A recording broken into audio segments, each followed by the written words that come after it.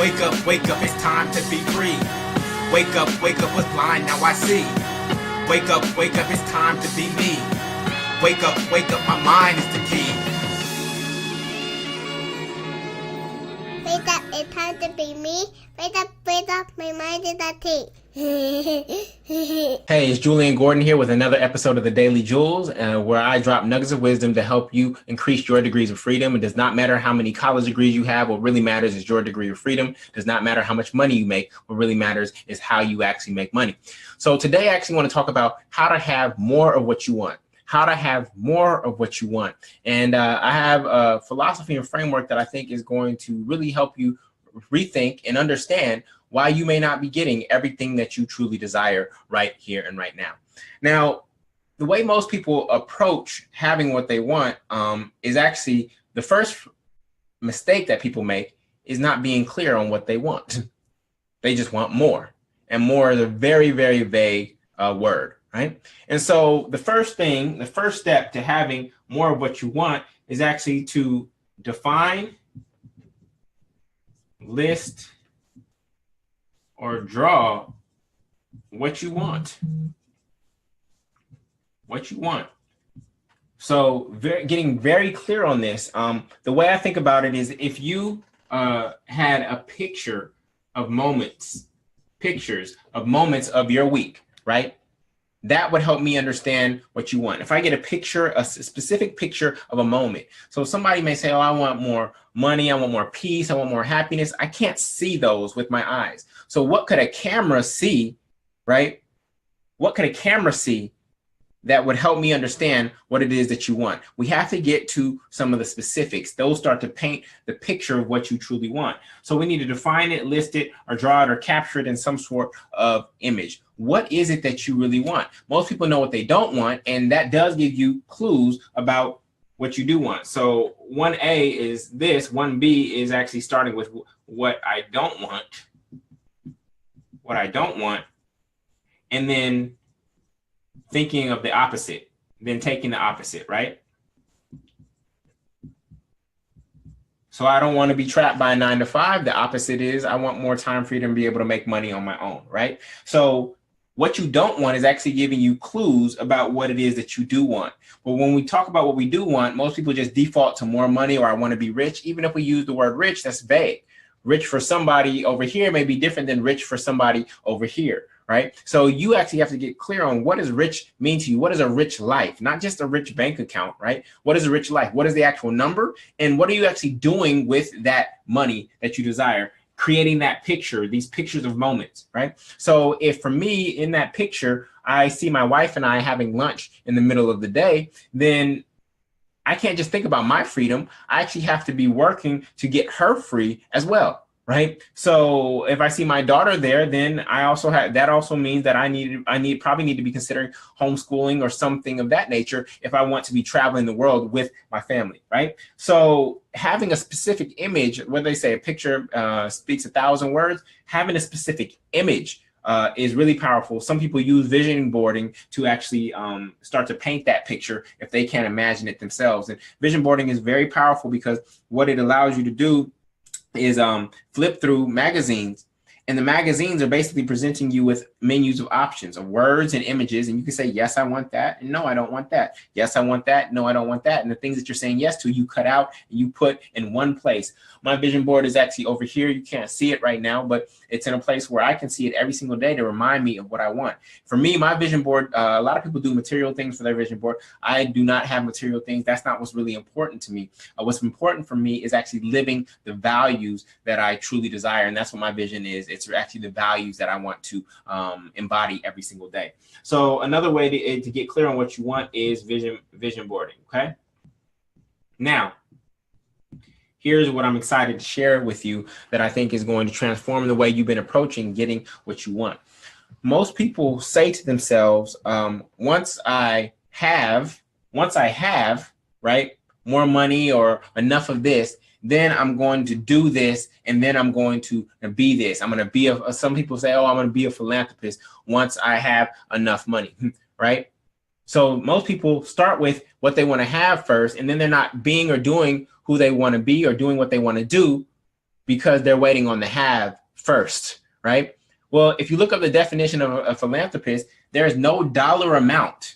There is no dollar amount that determines whether or not you're a philanthropist. Philanthropist is somebody that simply gives to causes that they care about. So what that means is that if you truly want to be a philanthropist, then guess what? You need to start being and doing that actually right now. You need to be and do that now, not waiting until you have $1 million to start being and doing those things. You need to be and do that now, in the here and now. If it's $1, if it's $10, if it's $100 to an organization that you care about once a year, monthly, however, start being and doing what a philanthropist does now. Don't wait until the have, right? And so the real way to have what you want, right? Key word here is have, is actually, instead of waiting for the have and then doing, and then being, you start being first. And then out of your being, you start doing, right? A person who is disciplined naturally just gets things done. They don't procrastinate, right? So you have to be disciplined first, and then that starts to create a different type of doing in your life, right? In the way that you express yourself and how you spend your time. And that different kind of doing, what does that do? It creates a different kind of having. So what I invite you to do is just take this chart here, being, doing, and having. And we're going to do it in this specific order. We're not starting with having and then saying, once I have, I'm going to be this and I'm going to do this. No, we're going to start with being. And I want you to list how I'm being now, right? How I'm being now and who I want to be over here. Want to be. So in this chart, you would list, how are you actually being right now? I'm being lazy. I'm being a procrastinator. I am being overwhelmed. I am trying to be Superman or Superwoman and do it all by myself. And then how is that affecting your doing? What are you doing? I am overworking. I am sleeping in on Saturdays. I am, you can also talk about what you're not doing. I'm not writing the book that is deep down inside of me. I haven't done this, right? And then you talk about your having. This is what's in my bank account. This is what's in my bank account. My net worth is this. I have a single family home and that's cool, but I feel a little bit trapped by it, etc. Right? And then you go to the next column. Who do I want to be? So you start with what are the being? We're starting with the inner stuff. Who do I have to be? So I need to be more disciplined and focused. I need to be more willing to ask for help.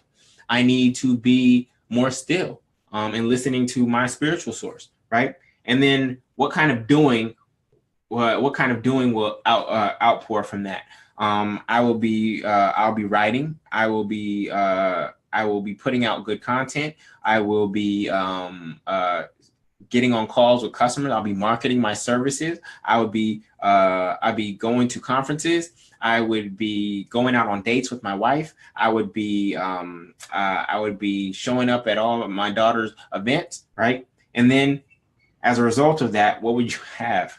As a result of this activity, this way of being in my mind, this activity manifested in my life, what kind of manifestations am I going to have in terms of having? And that's going to create this kind of income. That's going to create these kind of assets. That's going to create these kind of friendships. That's going to create this kind of health and this kind of body. I'll have the body that I want, the friends that I want, the health that I want, the love that I want, the intimacy that I want, the assets that I want, the home that I want, right? And what you'll see is a stark difference between this first column, how you are showing up now, and this column, how you actually want to show up. And rather than beat yourself up, you just start making little changes, starting with the being level, not at the having level, right? The having is actually the derivative of your being and doing. The having is the derivative. It's like the byproduct of your being and doing, right? So you start at the being level and you start to change some of these negative patterns that are here that are showing up now. And then once you change that being level, then what does that change? Now that you're more disciplined, it changes your doing. And once you change your doing, what does that change? It changes what you end up having. This is how to have more of what you want in your life. This is the process. Most people just focus on the having, but they never ask, what do I have to do to have what I want? And who do I have to be to do those things? We start with the being first, and then that's how you make your way to new doing and then new having. All right. So this is Jullien Gordon with another episode of the Daily Jules. I hope that this episode has blessed you. Pick one thing in your being that you want to shift or to change. Could be shyness. For me, shyness was a big one. Right? I used to be very shy in high school, and then I realized that how much that was cutting me off from amazing people and opportunities. It was cutting me off from leadership opportunities. It was cutting me off from friends. It was cutting me off from girls, my own shyness.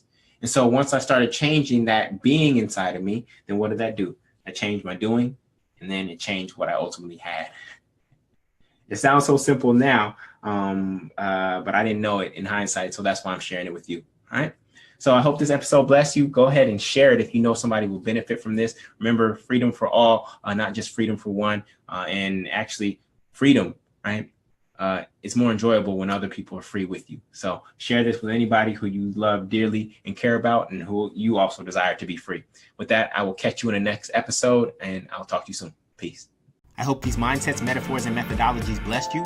If you desire more freedom, go to getfreenow.com to subscribe to the show on iTunes, YouTube, or Facebook, and get 4 of my best courses in the Freedom School for 100% free.